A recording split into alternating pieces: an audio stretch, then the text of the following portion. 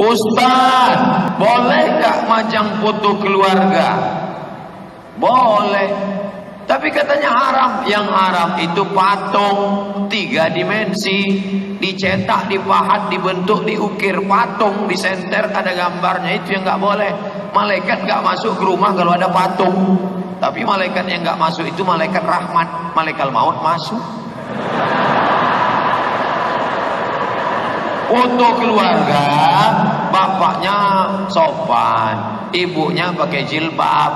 Yang foto keluarga yang belum hijrah dulu jangan dipajang. Bapaknya pakai celana pendek, ibunya pakai baju pendek, you can see. Jangan dipajang di ruang tamu.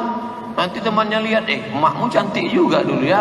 Nah, jadi yang sopan, pakaiannya pakai hijab, bagus, nggak salah. Ustaz, kok lain dipencet lain keluar. Ustaz, apakah ketika i'tidal kita boleh bersedekap atau tidak? Mohon maaf Pak. Sami Allahu liman hamidah. Tiba-tiba dia bersedekap. Sami Allahu liman hamidah. Boleh enggak bersedekap? Boleh. Dalilnya mana? Dalilnya umum. Nabi setiap tegak bersedekap. Allahu Akbar. Allahu Akbar. Ketika bangun dari ruku itu, Sami Allahu liman hamidah. Itu tegak apa tidak tegak? Tegak. Maka dalam hadis dikatakan Nabi setiap tegak bersedekap. Itulah dalil yang dipakai oleh mereka yang setiap tegak bersedekap. Asal tegak bersedekap. Tapi dalam sholat, di luar sholat enggak. Ada juga yang di luar sholat pun bersedekap. Bersedekap. Jadi enggak usah dipermasalahkan antara bersedekap dengan enggak bersedekap. Jangan nanti pas sholat melihat kawan, Sami Allahu liman hamidah. Oh, sedekap. Enggak. Pasal permasalahan. Oh, sedekap sah. Oh, sedekap. Yang kita permasalahkan sekarang bukan sedekap, sedekah. Karena banyak orang tak bersedekah. Ustaz, saya punya teman rajin ibadah, wajib maupun sunnah, tapi kalau bicara kata-katanya sering menyakiti hati. Tiang patah bisa disambung, kaca retak bisa direkat, hati yang sakit kemana obat akan dicari. Oleh sebab itu kau jaga hati. Itu pesan A'agim. Jagalah hati, jangan kau sakiti. Jagalah hati, lentera hidup ini. Kau sentuh tepat di hatinya, dia akan jadi milikmu untuk selamanya. Oleh sebab itu jangan kata-kata kasar. Ada orang yang mati hari kiamat, sholatnya banyak, puasanya banyak, zakatnya banyak, hajinya banyak, bininya banyak. Tapi nanti di akhirat ternyata apa yang terjadi? Amalnya habis gara-gara apa? Dia lebih mengerikan daripada peluru dalam game online. La tubtilu sadaqatikum bil manni wal adha. Jangan kau batalkan perbuatan baikmu dengan kata-kata yang kasar, menyinggung perasaan orang. Apakah Bapak Ibu ada menyinggung perasaan, tersinggung gara-gara cakap saya? Ada Pak Ustaz. Ustaz ngomongnya kasar. Maafkan saya. Please forgive me. Hamba Allah yang penasaran.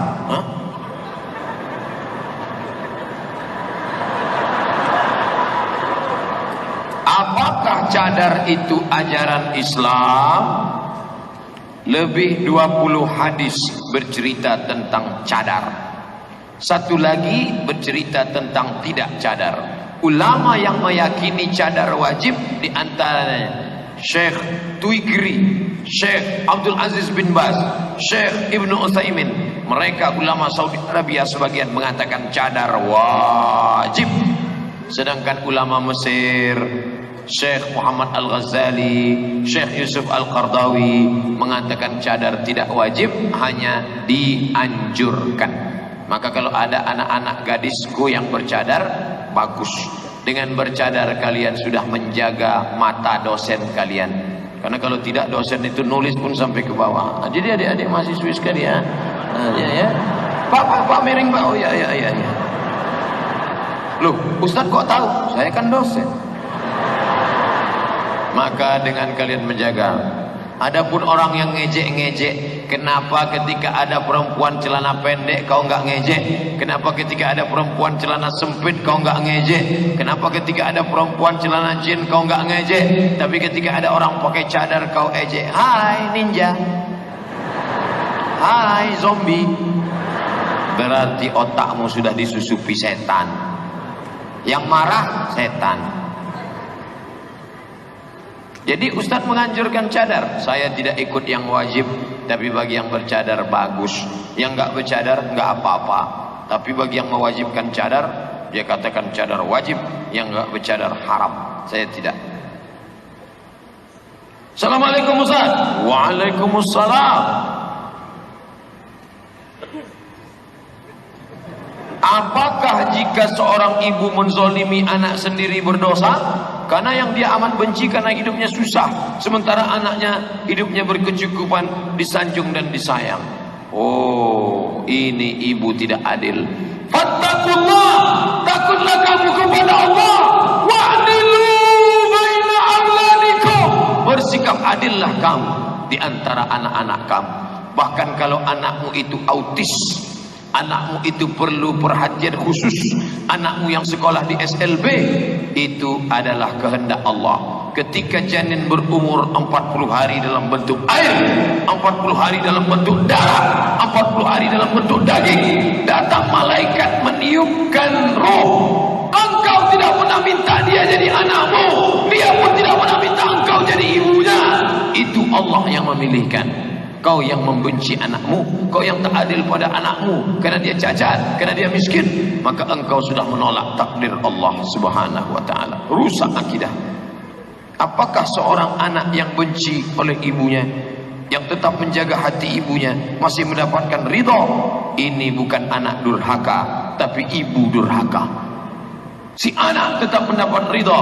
Ridho Allah fi ridho walidain. Ridho Allah terletak pada ridho orang tua. Orang tua yang bagaimana? Orang tua yang takut kepada Allah Subhanahu wa taala. Adapun orang tua seperti istrinya Lut, seperti istrinya Nuh, perempuan durhaka, maka tak ada surga di tapak kakinya. Maka hai anakku yang kau berbakti, jangan sampai kau takut. Jangan sampai kau takut, karena ibu seperti itu tidak akan memberikan mudarat apa-apa kepadamu. Ustaz, gimana caranya biar sholat kita khusyuk? 5 langkah.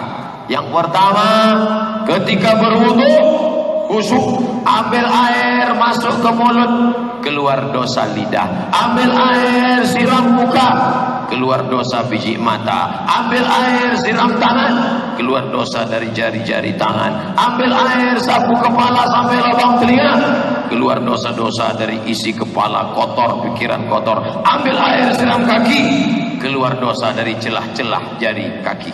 Maka waktu wudu khusyuk. Makanya sambil wudu nggak boleh ngomong. Ini wudu sambil ngomong, HP tetap. Iya, kan kemarin udah. Iya, iya sebentar ya. Iya, iya. Nah, boleh. HP mati. Habis itu berdoa. Asyhadu an la syarika la asyhadu anna Muhammadar Rasulullah. Allahumma ij'alni minat tawwabin waj'alni minal mutatahhirin waj'alni min ibadikas sholihin. Dari tempat wudu ke tempat salat 2. Enggak boleh tasbih. Kertak. Enggak boleh tasbih, enggak boleh. Yang boleh tasbih. Subhanallah, subhanallah, subhanallah, subhanallah, subhanallah, subhanallah. Bro, gimana nanti habis sholat kita makan ya? Subhanallah, subhanallah, subhanallah, subhanallah. Gimana kita makan sholat? Subhanallah, subhanallah. Aku yang bayar, oke.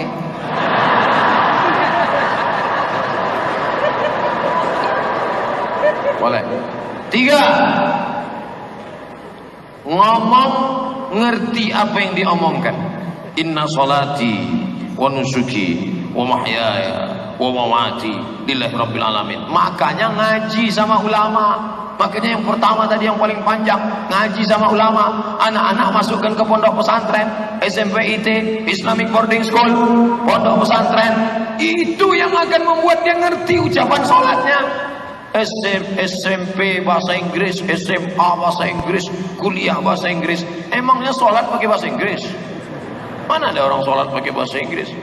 Inna salati, my praying, wa mahyaya, my life, wa mamati, my die, lillahi ta'ala, for you, oh my God. Ada. Bahasa Inggris mantap, silakan bahasa Inggris, tapi bahasa Arab. Buka kursus bahasa Arab, panggil habaib-habaib dari Hadramaut Taman, Tarim, dari Daril Mustafa, dari Al-Azhar Mesir. Banyak ustaz kita buat kursus supaya ngerti apa isi salat. Inna salati wa nusuki wa mahyaya wa mamati lillahi rabbil alamin. 3. Connect antara mulut dengan hati. Nabi kalau salat mulutnya bergerak. Ya Allah, ya, apakah kalau Nabi itu sholat mulutnya bergerak atau enggak? Kata Khabbab, Nabi kalau sholat mulutnya bergerak. Dari mana kamu tahu? Bittirabi lihyati. Saya tahu Nabi mulutnya bergerak karena saya lihat jenggotnya bergerak. Jadi sholat, ada orang yang sholat mulutnya diam aja.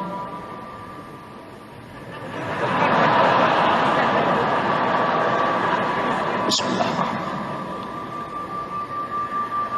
Mulut harus bergerak. Connect apa yang kau ucapkan, itu yang connect di hatimu, itu yang kau pikirkan. Bismillahirrahmanirrahim. Qul huwallahu ahad, Allahus samad. Seperti bawa motor, sholat itu seperti bawa motor, agak-agak naik ke trotoar, turun lagi, agak-agak jauh naik lagi, agak-agak mau nabrak listrik. Begitu dia, harus, bukan hilang kesadaran. Yang kelima, doa. Jangan lupa doa, minta sama Allah. Ya muqallibal qulub, wahai engkau yang membolak-balikkan hati, sabit qalbi, kokohkan hatiku ala dinik, dalam agamamu, wa ala taatik. Tolong aku ya Allah, ini hatiku bukan punya aku tapi punya engkau. Bimbing aku dalam khusyuk kepadamu ya Allah. Mudah-mudahan Allah memberikan khusyuk pada kita. Nggak habis-habis. Bagaimana kalau kepala keluarga tidak berani jadi imam di rumah karena bacaan kurang baik? Saya nasihatkan sama ibu-ibu, ibu jangan terlalu menuntut bapak terlalu banyak, nanti dia lari. Kalau bapak membangunkan ibu nanti malam ngajak tahajud, dia ambil air dibangunkannya ibu. Bangun! Itu kalau nikahnya udah 20 tahun. Tapi kalau yang baru-baru honeymoon bulan madu, wake up my darling, wake up my honey. Lalu dia pimpin sholat, usolli sunnat tahajud rak'ataini imaman lillahi ta'ala. Allahu Akbar. Diam aja, sabar. Berarti dia baru latihan imam sholat zuhur. Sholat zuhur kan gak bunyi. Dia di kantor diam-diam, dia sedang latihan. Jangan resek. Masa imam gak bunyi? Jangan. Bersyukur, ya Allah, aku bersyukur sudah kau kirimkan seorang imam, sementara tetanggaku di sebelah suaminya pulang dalam keadaan sakau. Aku bersyukur kau kirim seorang imam ya Allah. Masalah dia bunyi enggak masalah ya Allah. Nanti lama-lama bunyi juga ini. Yang laki-laki kalau mau jadi imam, latihannya zuhur dulu. Karena zuhur itu modalnya takbir aja. Allahu Akbar.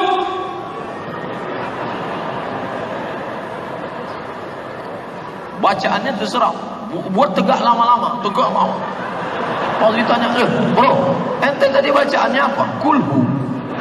Loh, kok lama sekali? Aku ulang 10 kali. Nanti sudah agak-agak lama baru. Oh, bismillahirrahmanirrahim. Alhamdulillahi rabbil alamin.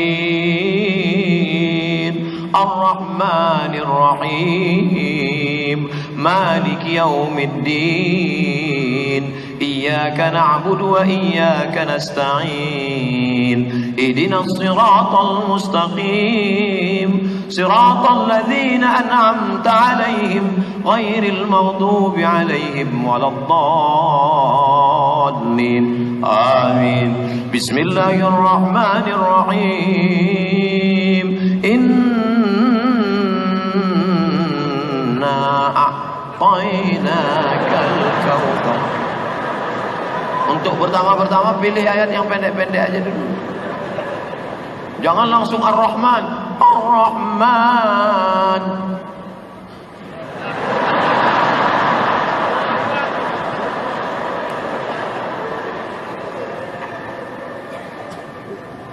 Assalamualaikum Ustaz. Waalaikumsalam. Saat ini umat Islam sudah banyak terkotak-kotak. Bahkan banyak yang beragama Islam tapi suka mencela ulama, ustaz maupun habib. Tak jarang sesama muslim saling ejek, padahal seharusnya kita saling menguatkan satu sama lain. Kalau begini saya khawatir kelangsungan generasi Islam. Pertanyaannya mana?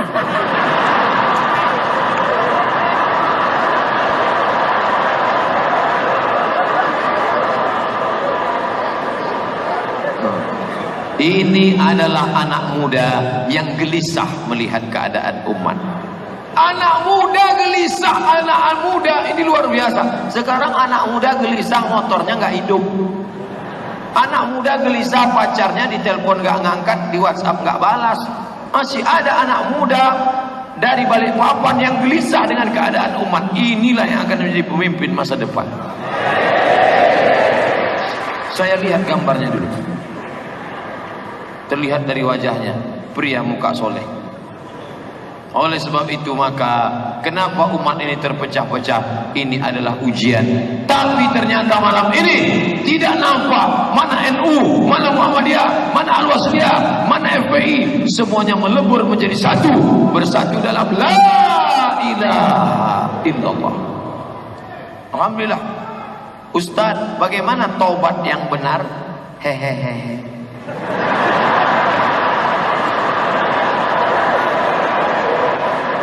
Tiga rukun taubat. An-nadamu fil qalbi, menyesal dalam hati.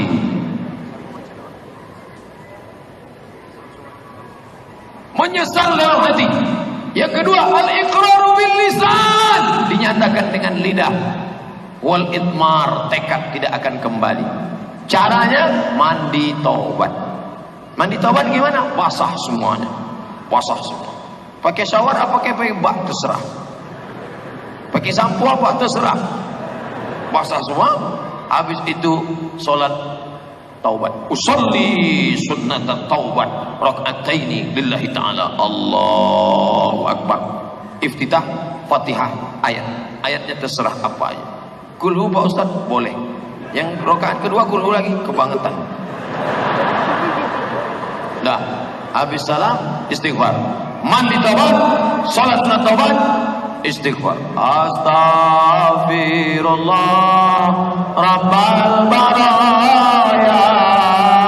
Astaghfirullah minal khataya. Astaghfirullah. Aku minta ampun kepadamu ya Allah. Rabbal baraya, Rabb Tuhan semesta alam. Astaghfirullah, aku minta ampun kepada Engkau ya Allah. Minal khataya, dari silap dan salahku ampunkan aku ya Allah.